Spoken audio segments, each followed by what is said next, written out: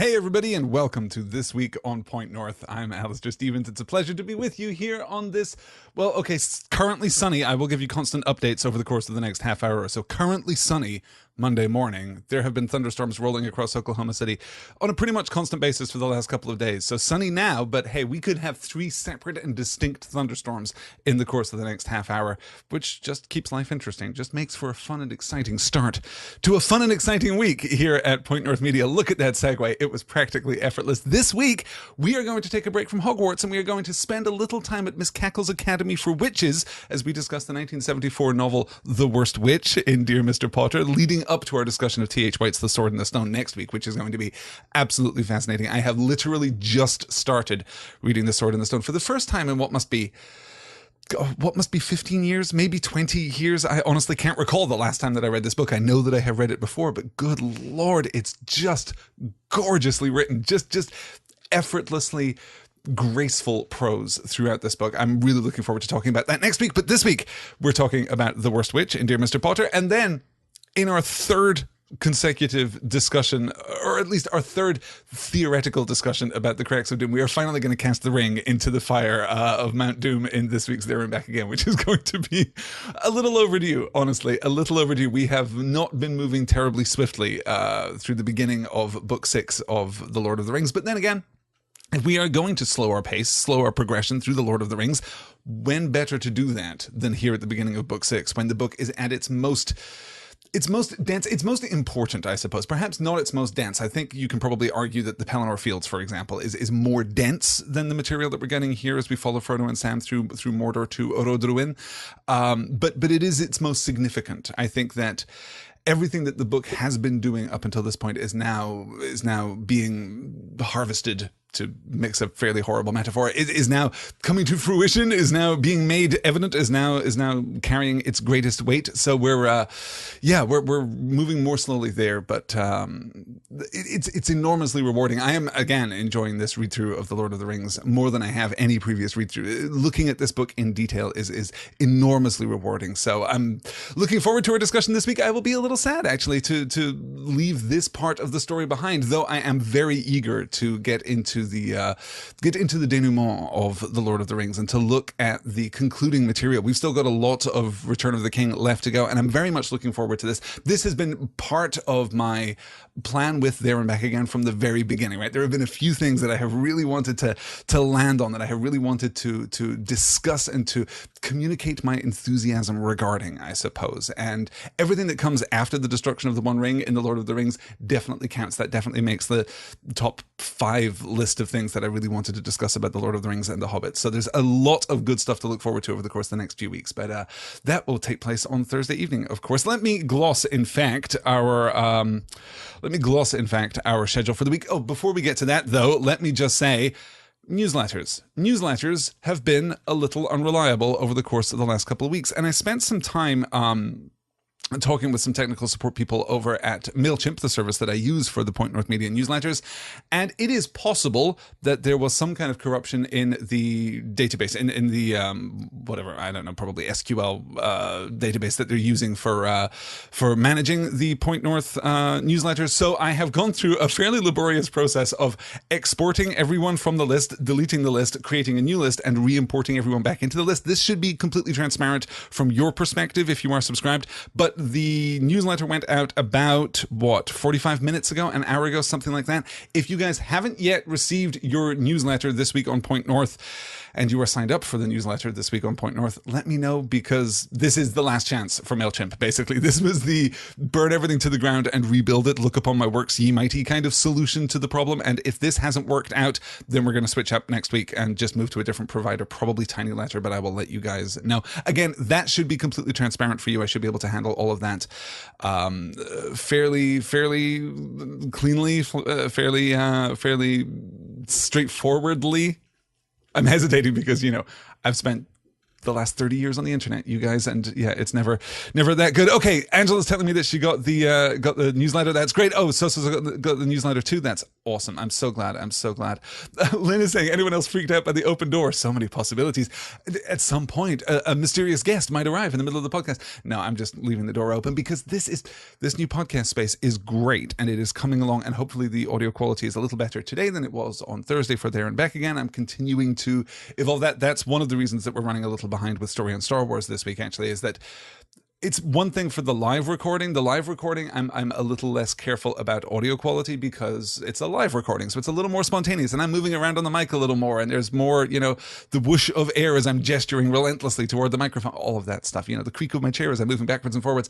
I like Story on Star Wars to sound a little more polished, and we're not quite there yet with regard to the room. I've still got some audio baffling to put up. There's some other stuff to take care of.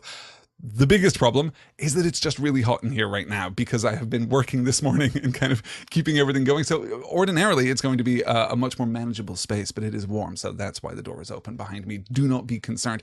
If a little, Slender Man head should pop around the edge here, or like Communion, I suppose. God, that was a scene was that Communion? I think that was Communion. I remember the scene very distinctly, let me tell you. But yes, the creeping head of the little gray alien, I think in the Whitley Strieber movie Communion, freaked me out as a child. Just horrified me. Yes.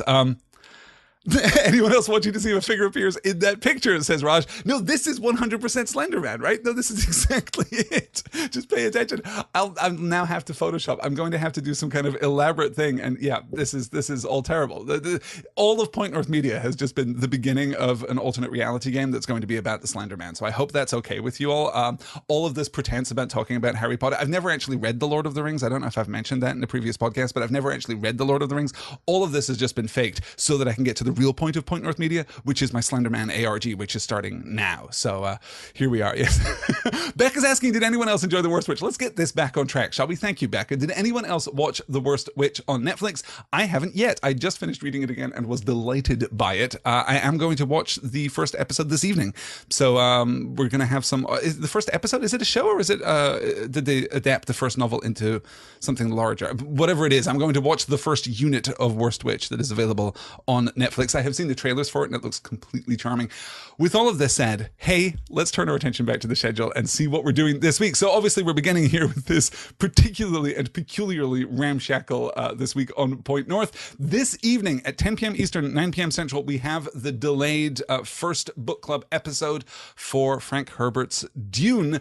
I'm very excited. We are only going to talk about the first two scenes, I suppose. We're going to talk about the whole Jessica Paul stuff at the beginning, and then we're going to talk about Baron Harkonnen, and we're going to talk about basically those two big chunks, because this is going to be our introductory session. So we're also going to talk about the book as a whole. We're going to talk about what to expect. We're going to talk about what Dune is, what kind of novel it is, what kind of story it is, and we're going to talk about it a little in the context of Frank Herbert's life and his preoccupation in particular with ecology and religion, and the way that these two things intersect with fascinating complexity in the bounds of Dune. Dune is, as I've said before, perhaps not a great book. It is not one of the all-time great books. Like as a collection of words on paper, it is not one of the all-time great pieces of prose, I suppose I would say. It is absolutely one of the all-time great pieces of world building, and the story that unfolds in the frame of Arrakis is complex and subtle and treacherous. It is treacherous in a way that I find really enchanting. So yes, we're going to talk about that tonight. 10 p.m. Eastern, 9 p.m. Central, the patron exclusive book club. If you aren't yet signed up to the Point North Media Patreon page, there's still time to make that happen. You can head on over to patreon.com/Point North Media, pledge your support, and you'll get access to all of the book club discussions that we've done. There are many, something like, I guess there were something like 50 posts, so probably something like 25, 26 episodes of book club discussion, plus a year's worth of Q&A before that. Just if you enjoy this kind of thing, then yes, there's lots more available over on the Patreon page. So that is happening tonight, 10 p.m. Eastern, 9 p.m. Central, the first discussion of Dune over in the Patreon exclusive book club. Tomorrow, 10 p.m. Eastern, 9 p.m. Central, Dear Mr. Potter 59, The Worst Witch, in which we discuss The Worst Witch. We're going to talk about the 1974 novel, and we're going to talk a little about the Netflix adaptation, and we're going to talk about the kinds of stories that led to Miss Cackle's Academy for Witches and then led from Miss Cackle's Academy for Witches to Hogwarts. We're going to look basically at the two phases of the expansion of popular fiction in this regard. And we're going to talk about what obviously differentiates The Worst Witch from Harry Potter. And there are many obvious and striking and, trivially observed things which differentiate The Worst Witch from the Harry Potter series. But there are also things which connect The Worst Witch and the Harry Potter series. So this is going to be a short, pretty informal, pretty conversational kind of episode of Dear Mr. Potter, but that is going to be a ton of fun. That's 10 p.m. Eastern, 9 p.m. Central. Tomorrow evening, that is Tuesday, June the 26th. On Thursday, June the 28th, There and Back Again 68 for Good or Ill, in which we finally cast the One Ring into the cracks of doom. Like, it's been a long time coming for Frodo and Sam, yes, but also for us as people who are following along with There and Back Again. It's been a long time coming, but we are going to finally get to it. I have 4 slides left from the chapter Mount Doom, the 3rd chapter of Book 6 of The Lord of the Rings, and then we're going to move on to the Fields of Cormoran too, and see the beginning of the aftermath. We're not probably going to make it to the Steward and the King, the 5th chapter of Book 6 this week, but that's fine because that means that I get to put the Steward and the King off by itself next week, and we can talk about that in great depth, which I'm really looking forward to. We're going to talk a lot about heroism, of course. We're going to talk a lot about fate. We're going to talk a lot about predestination. We're going to talk about success and failure, and what success and failure mean in terms of the unfolding history of Arda. Frodo fails, Sam triumphs, Gollum fails. What does that mean? What does this unique combination of success and failure, or can we even define these things, firstly, as success and failure? And if we can, what does this combination of success and failure mean for the movement of history here in Middle-earth, as well as talking more specifically about the inestimable heroism of Sam Gamgee, the awful tragedy of Gollum, and the restoration of Frodo for a moment, for a fleeting moment, the restoration of Frodo to himself. There is so much to love in this 4-slide chunk that I've taken right from the end of chapter 3, and then of course the Fields of Cormoran too. We're going to talk about those extensively. It's going to be just fantastic. Shane urging us, of course, to bring finger food on Thursday night. That would be the most appropriate snack to have. Yes, if you could just That's very good. That's very good, Shane. I enjoyed that a lot. Thank you. Let me see. We're talking about oh, wow. So Sunday is recommending Little Witch Academia, but however much I love it, I won't force that on others. Are we talking about just other witch-style stories? This is something that I do kind of want to talk about this. And I don't know the frame. This might happen tomorrow night in Dear Mr. Potter, because this is a subject that I have been thinking about. There is a really interesting set of parallels between this kind of story, particularly The Worst Witch, but also the parts of The Worst Witch that are embedded, that are part of the terroir of Harry Potter too, right? There is an association. There are a series of parallels between that kind of narrative progression and what we would think of as magical girl progression in anime in particular, right? Anime and manga in particular. Thinking of, Cardcaptor Sakura, or thinking of Sailor Moon. Absolutely thinking of Sailor Moon, because there is a kind of specific exceptionalism associated with the protagonists of both of those kinds of stories, as well as a kind of a magical breaking of a mundane frame, I suppose. There's always an element of the masquerade associated with these things. I find that really interesting. I don't know if we're going to have the chance to talk about it this week, but if we do, then it'll make for a fun discussion. We'll see what we can do about it. But it would be really interesting to take a look at some of those, to take a look at some of the magical girl influences. Not magical girl influences on Harry Potter, right? I don't think that there are any. But I do think that the magical girl tradition has some common roots with Harry Potter, and I think that they draw upon related or reflective or comparable mythic sources in order to tell these kinds of stories. I think that would make for a really interesting discussion. Yeah, of course, there are also just some trivial observations that we can make about, comparisons between Sailor Moon in particular and Harry Potter and life at Hogwarts, which I think would be really interesting. But yeah, we'll make that happen. Let me see here. Yes, Little Witch Academia, says Aaron, is a Worst Witch inspired anime set in a school for witches in a pseudo England. Yes, good.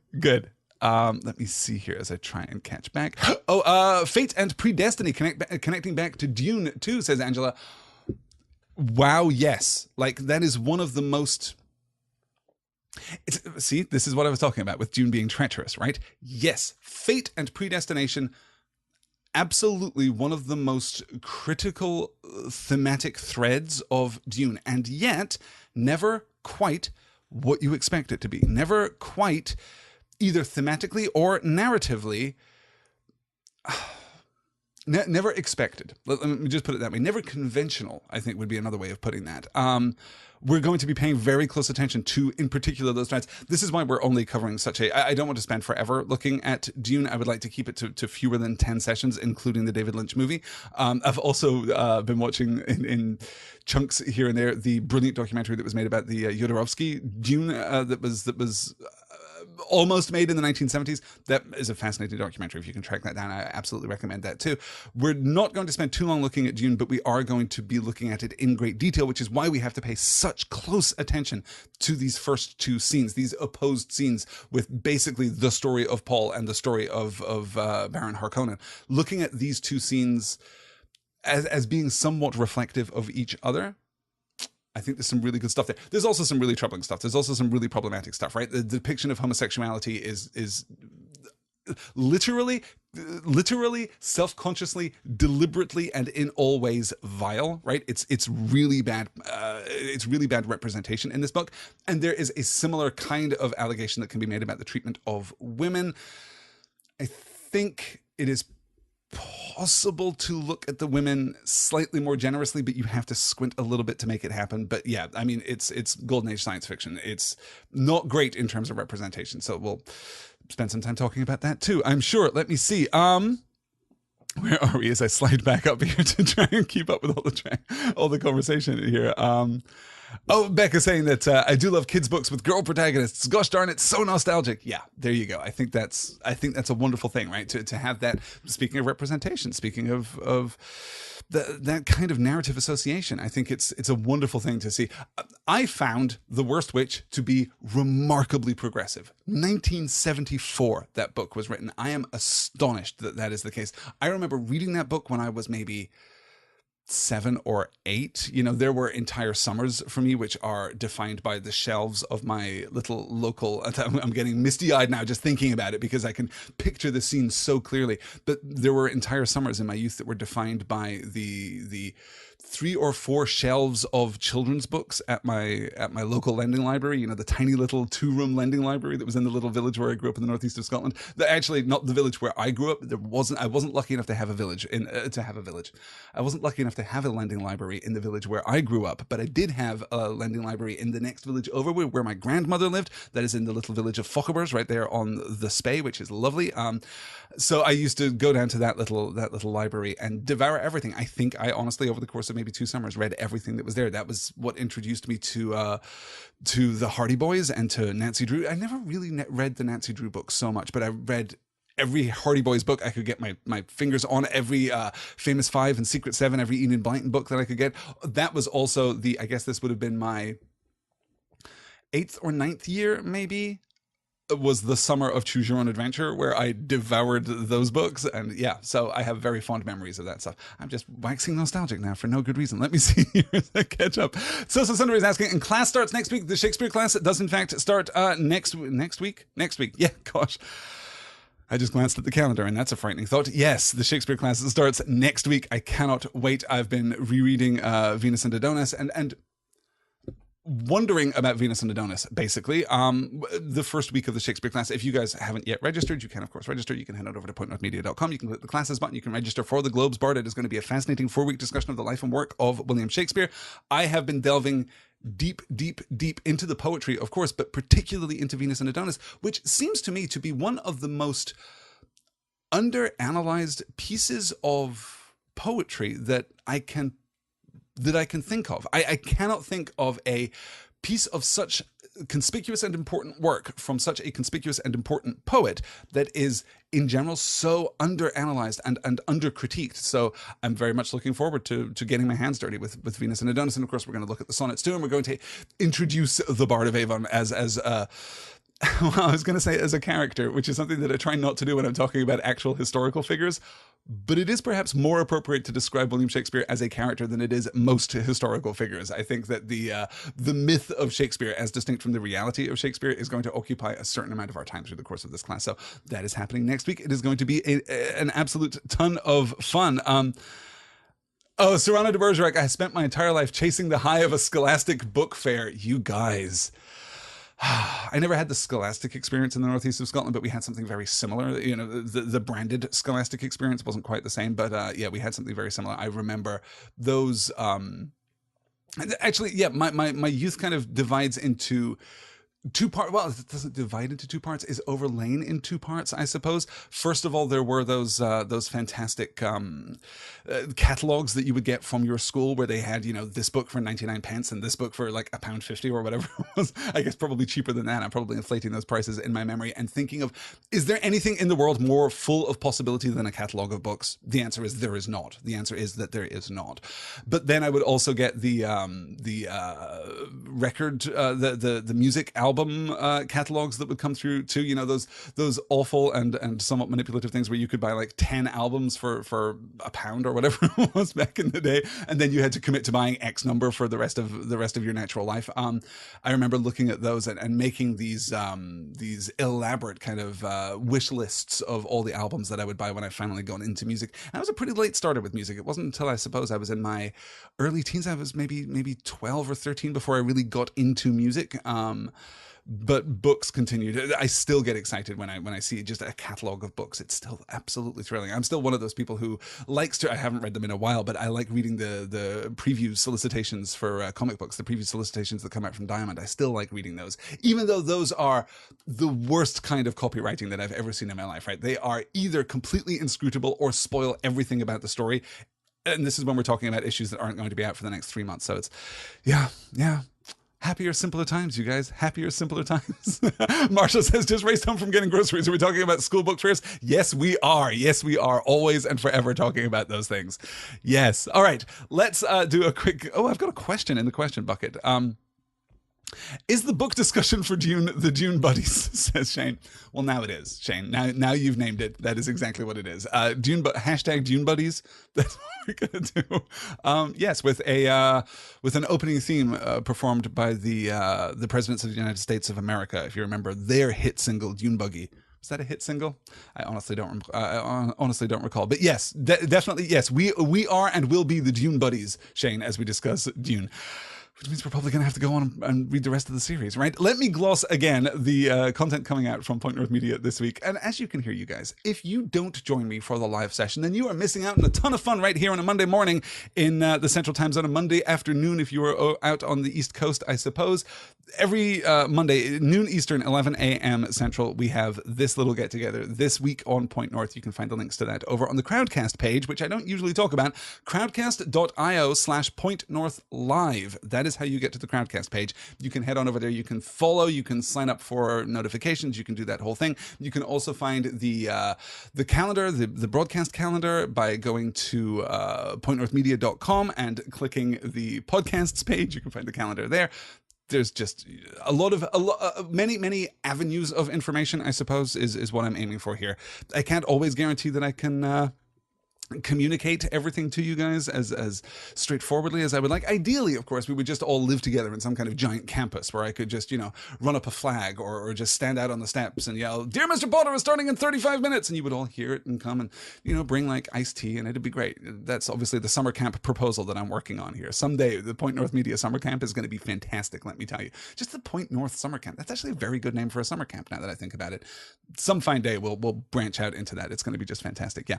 So this is how we start the week, noon Eastern, 11 a.m. Central. If you've missed this week's live discussion, I'm not sure who I'm talking to at this point. I'm disassociated in time now. If you have missed the live discussion, which is happening right now, if you are listening to the podcast version of this after the fact, or if you have just found Point North Media and would like to join in the celebration, noon Eastern, 11 a.m. Central every Monday morning for This Week on Point North. This evening, 10 p.m. Eastern, 9 p.m. Central, the first book club discussion on Frank Herbert's Dune. Head on over to patreon.com/pointnorthmedia for more information about that. Tomorrow, Tuesday, June the 26th, 10 p.m. Eastern, 9 p.m. Central, Dear Mr. Potter 59, The Worst Witch, looking at the movie and the Netflix adaptation of The Worst Witch and talking a little about the influences which led us to Harry Potter. More on that in the weeks to come. Thursday, June the 28th, 10 p.m. Eastern, 9 p.m. Central, there and back again, 68 for good or ill, when we cast the fire into the, when we cast the One Ring into the fire and try and untangle all of the threads of fate and predestination and choice and wisdom that have led us to this point, to the culmination of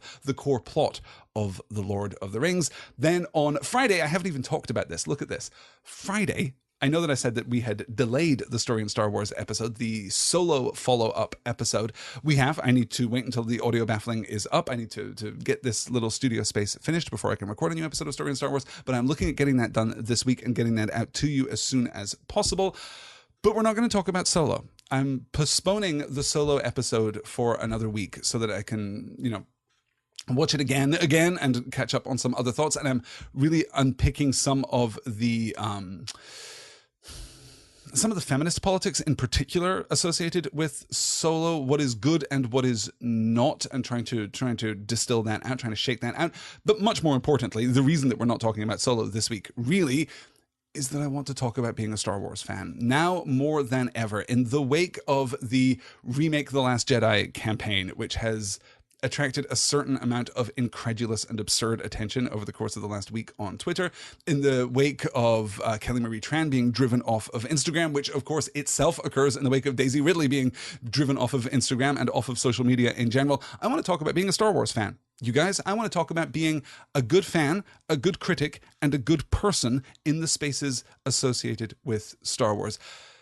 The vast majority of Star Wars fans that I have ever interacted with have been fantastic, have been lovely, and have been positive, and have been inclusive, and have been thoughtful and charming and bright and brilliant. That is true of the vast majority, but there is a toxic kind of fandom associated with Star Wars in particular, and I want to talk about that. I want to talk about how that arose, how that emerged, how that was induced and nurtured by Lucasfilm originally, by Disney now.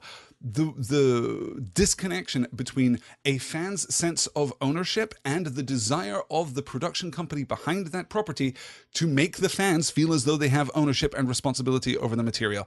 It is utterly toxic. It is true. It is toxic in all spheres. Of course, Star Wars is perhaps the worst right now, but it is true of every major pop cultural property. I want to talk about that, and I want to talk about being a good fan, and I want to talk about the relationship between the audience and the property, I suppose. So that is going to be this week's Story in Star Wars. I also have, I should say, a couple of really interesting questions that have picked up after our last discussion of The Last Jedi, and some clarification of the timeline, some clarification of some assertions that I made that I didn't back up properly, right? I stand by the assertions that I made in the last Jedi discussion that we had over at Story in Star Wars, but I want to kind of clarify the position and do some of the what is it? I need to show my work a little bit and not just present the conclusion, I suppose. So we're going to have some of those discussions too. Yeah. Gildarts Winters, of course, talking about Jake Lloyd if we're talking about Story in Star Wars. Yeah. Serrano De Bergerac saying, I don't listen. Excuse me. Serrano De Bergerac saying, I don't listen to Story in Star Wars, but the topic sounds interesting. When is this Story in Star Wars? It'll be released on Friday. Story in Star Wars isn't a live discussion format. It's a pre-recorded, scripted kind of show. So that will be released on Friday. So you can keep up with the Point North Media Twitter, or just keep checking Point North Media, or go subscribe to Story in Star Wars in iTunes or Google Play or your podcatcher of choice. You'll be able to find the newest episode. It is going to be Star Wars specific, but it is not going to be Star Wars exclusive. I don't think that there's going to be anything in that episode which is going to rely upon a careful knowledge of Star Wars, right? I'm not going to be delving deep into the history of the Gungans or anything like that on this particular episode. So it should be quite accessible if you're interested in this discussion of fan community and fan toxicity, and the degree to which the creators of the content that we love, the creators in particular of the movies and the TV shows that we love, are responsible for this. They made this happen. They positively and actively encouraged this kind kind of fan community, which has led to this kind of toxicity. So we're going to talk a little bit about that. And we're going to talk about how easy it is to not be awful on the internet, you guys. That's coming up on Friday. Anyway, that is our week. That is this week on Point North. Next week, we're going to look forward to the discussion of the Sword and the Stone. We're going to look forward to the aftermath of the destruction of the One Ring in There and Back Again. We're going to be talking about continuing our discussion of Dune, I suppose. And of course, yes, that first session in the Shakespeare class. For those of you who have registered for that, it's going to be a ton of fun next week. But let's get through this week first. I am at time. It's 11:30 already here in Oklahoma City. So let's wrap it up, guys. I hope that you have a wonderful Monday. I hope that you have a wonderful week. I hope that you are capable of making it to any and all of the live discussions. In fact, wait, there is one other thing that I need to talk about. There is one other thing that I absolutely forgot to talk about. Over on the Patreon page, patreon.com/pointnorthmedia, I threw out a suggestion saying, hey, you know what? I have this terrible old fantasy novel that I wrote a few years ago, and I'm thinking about doing a podcast about it. I am thinking about podcasting this novel. I'm thinking about doing a critical deconstruction of this avowedly, like acknowledgedly, very bad fantasy novel. Oh, a pretty bad fantasy novel. There are some bits that I quite like, but it's pretty bad. And I want to deconstruct it. I want to break down. I want to discover wherein its badness lies. And I want to talk about that. That suggestion, that possibility has been met with a rush of enthusiasm, I guess is the best way to put it. So that will be happening at some point over the course of the next week, over the course of the next few weeks. It probably won't happen while the Shakespeare class is running, because that is going to demand all of my attention through the month of July. But I think that once we get into August, I think we're going to do this. This is incredibly nerve-wracking. I'm very, very nervous about presenting this very bad piece of work. I think what I'm probably going to do is present it chapter by chapter. I will post the chapters on the Point North Media website, or somewhere where you guys can get access to it. And then we'll do a chapter by chapter discussion talking about what works, if indeed anything works, and what doesn't work and why it doesn't work. Because I do think that it is a well-intentioned piece of work that just is working way too hard to accomplish some of the things that it's setting out for, and absolutely fails to accomplish some of the other things. So we're going to talk about that. We're going to talk about my influences. It's going to be very honest. It's going to be very vulnerable. It's going to be very, it's going to be a really interesting project, the kind of thing I've never done before. So I'm looking forward to that. So if you're interested in that, yes, thank you for everyone who responded to the post over on Patreon. Looks like that is going to happen. I don't yet know whether that is going to be Patreon exclusive. I might need for like my own confidence and comfort to make that Patreon exclusive, at least initially. I may release it after the fact, when we're down the road a little bit, but as it's unfolding, I may need to make that Patreon exclusive just so that it's contained, just so that it's a slightly safer space, because it's a very vulnerable thing to put out bad things on the internet, even though I do that reliably every week. That is going to do it. You guys, thank you so much for joining me this morning. Have a fantastic Monday. I hope to see many of you for the Dune discussion this evening. And if not, I'll see you certainly tomorrow for Dear Mr. Potter and our discussion of The Worst Witch. Until then, have a great Monday.